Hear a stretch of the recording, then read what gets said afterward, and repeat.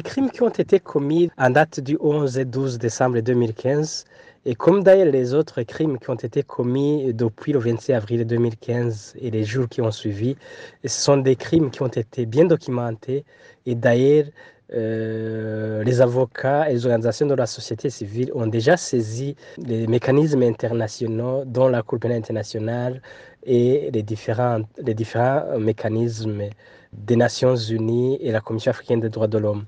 Et aujourd'hui, nous pouvons affirmer que le bureau du procureur de la Cour pénale internationale a déjà reçu toutes les informations nécessaires pouvant lui permettre de franchir la seconde étape. Et ça, c'est un pas important. La Commission africaine des droits de l'homme et des peuples aussi a fait un pas géant. Et là, nous disons aujourd'hui que cette commission a déjà pris la décision sur le fond et concernant Burundais qui avait saisi cette commission après avoir été victime des actes de torture, d'autres crimes lors des manifestations qui ont eu lieu en avril, mai et juin 2015. Aujourd'hui, cette commission a pris la décision le mois passé, au mois de novembre, lors de la session de la commission.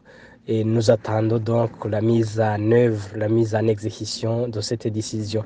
Et nous sommes conscients que bien qu'il y ait trop de temps, l'attente a été trop longue, mais heureusement, aujourd'hui, nous pouvons quand même être satisfaits par les étapes qui ont déjà été franchies par les différents mécanismes saisis, la Commission africaine et surtout la collecte des informations utiles par le bureau du procureur.